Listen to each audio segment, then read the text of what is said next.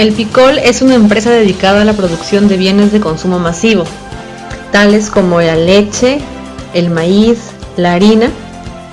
El Picol, en todos sus procesos de producción, cumple con estándares de calidad y competitividad reconocidos y valorados a nivel nacional. Con esto, garantiza al cliente la satisfacción de sus necesidades con un producto 100% calidad. El día de hoy analizaremos los ratios de la empresa El Picol. Empezaremos por el análisis de liquidez. La liquidez mide la capacidad que tiene la empresa para pagar sus obligaciones con terceros. Para el presente análisis se ha considerado la evolución entre los años 2010-2003. Así podemos decir que la razón corriente o capacidad de pago en el corto plazo muestra una tendencia decreciente, pero aún así es satisfactoria por tener coeficientes mayores a la unidad. La empresa El Picol pasó de 3.80 en el 2010 a 1.96 en el 2013. Por lo tanto, El Picol disponía en el 2010 de 3.80 de activo corriente por cada un sol de pasivo corriente. En cambio, en el 2013 disminuyó la relación por cada un sol 90 de activo a corto plazo frente a un sol de deuda corriente.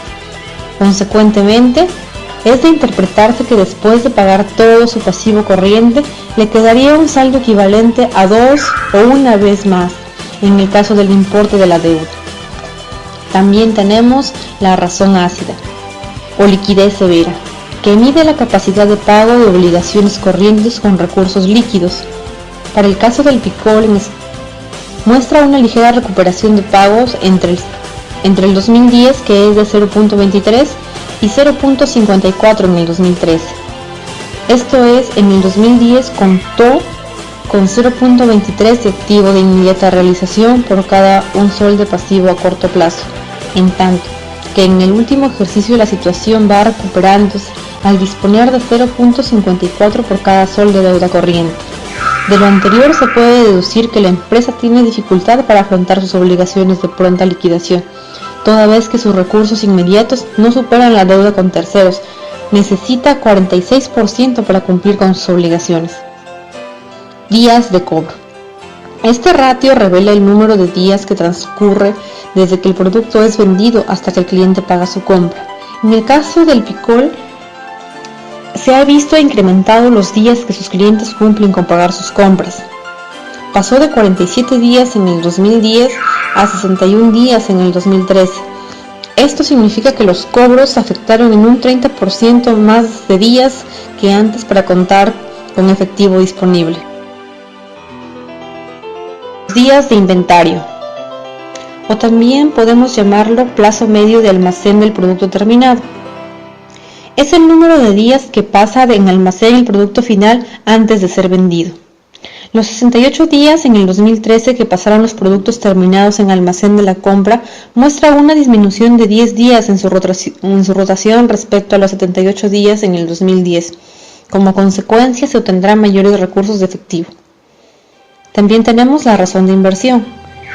Es el total de días de cobro más inversión que transcurre para que la empresa tenga el efectivo disponible invertido en producir y vender productos.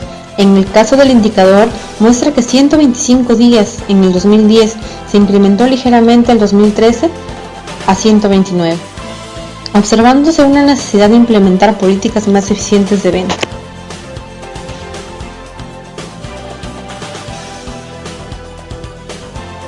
Continuamos con el análisis de solvencia y riesgo. La solvencia mide las fuentes financieras propias y ajenas que concurren a la formación de la inversión total de la empresa. Siendo así, podemos decir que el pasivo sobre el patrimonio muestra que la cuantía del pasivo no corriente o deuda a largo plazo incrementó su participación en el financiamiento, pero no es mayor que la inversión con recursos propios.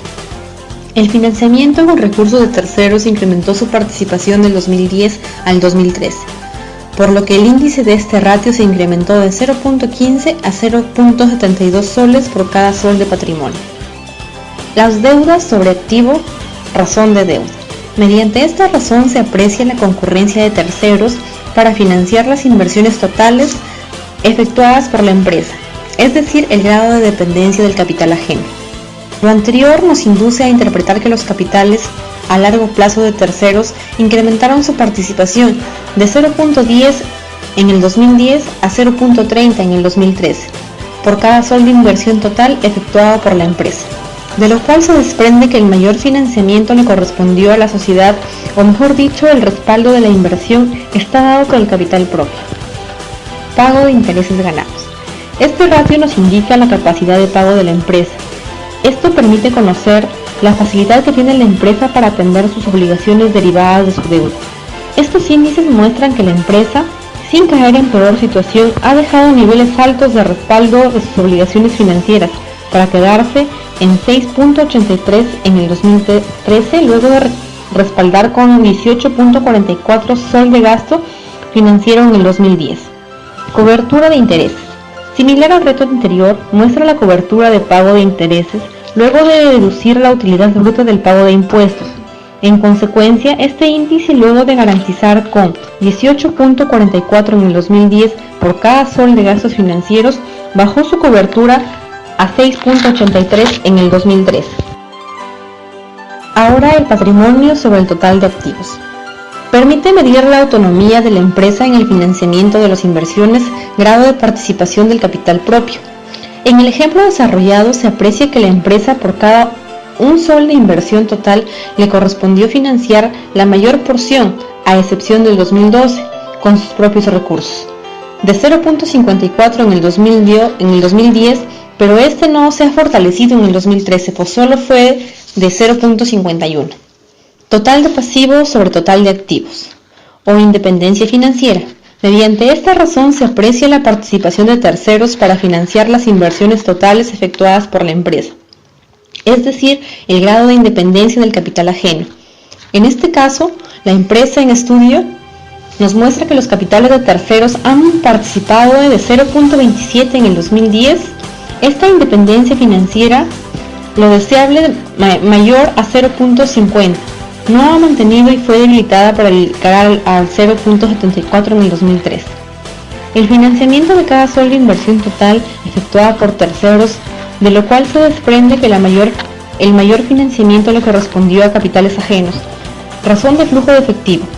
Es un índice que considera solamente el efectivo disponible, que es el dinero utilizado para pagar las deudas de vencimiento próximo, y no toma en cuenta las cuentas por cobrar, ya que es dinero que todavía no ha ingresado a la empresa. El índice ideal es de 0.5. Si el resultado es menor que 0.5, no se cumple con obligaciones de corto plazo, tal como se muestra en el presente caso, donde en el 2013 las obligaciones a corto plazo superan los recursos disponibles de la empresa por cada sol de deuda. Se contaba con 0.17. Se había perdido el fortalecimiento de los años 2010 y 2011 de 0.56 a 0.72 respectivamente.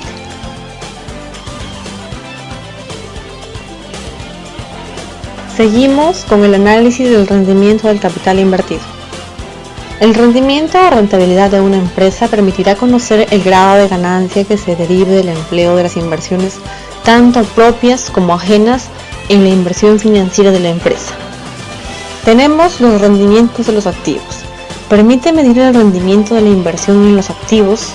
Se podría inferir que la empresa El Picol Sociedad Anónima tuvo mejor rentabilidad en el 2010 con el 11.9%, observando que la eficiencia de la inversión total de la empresa fue disminuyendo hasta verse desmejorada con solo 8.3% de rentabilidad, probablemente por mayores costos incurridos en dicho año.